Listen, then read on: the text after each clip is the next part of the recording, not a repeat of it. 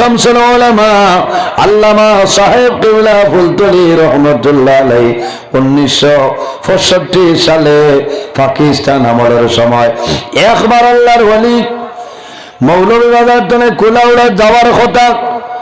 Moulvibazar bus stand হওয়ার আগে দেখা যায় মালিকে ড্রাইভারে গাড়িটা ছাড়িয়া দিতা, রওনা দিলেইতা।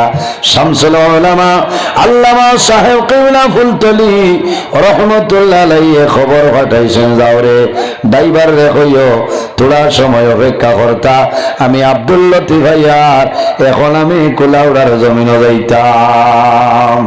ড্রাইভারে মানবাদ আমার বুজুর্গ আল্লাহর ওলি শামসুল উলামা আল্লামা সাহেব কিবলা ফুলতলি রহমাতুল্লাহ আলাইহি খবর পাঠাইছেন, যাও ড্রাইভার রে কইও আমি আইয়ার সামান্য সময় অপেক্ষা করতে আমি কুলাউড়াতে যাইতাম। আইয়া কইছেন যে ফুলতলি সাহেব কইছেন তোরা গাড়ি খান থামাইতা, তাই নাই তাই করেন আর কত আইলা আমার টাইমর গাড়ি আমি দম লইলে খামাইব।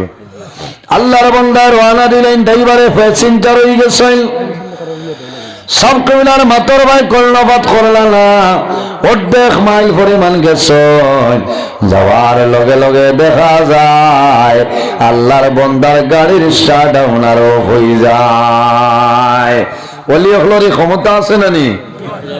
হ্যাঁ, অর্ধেক মাইল হইব যাবার বাদে গাড়ির স্টার্ট এমনি অফ হয়ে গেছে। ড্রাইভারে বারবার চেষ্টা করলা স্টার্ট দিতা, স্টার্ট লয় না।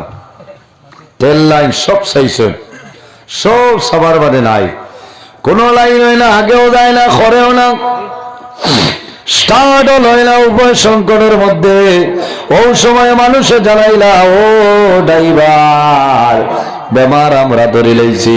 ফুলতলি সাহেবে খবর পাঠাইছিলা সামান্য সময় তুমি থামছো না, এর কারণে আল্লাহ তোমার গাড়ি নষ্ট করাইছে। ও ড্রাইভার যত সময় পর্যন্ত ফুলতলি সাহেবরে আনবায় না, আমরার বিশ্বাস তোমার গাড়ি চলতো না।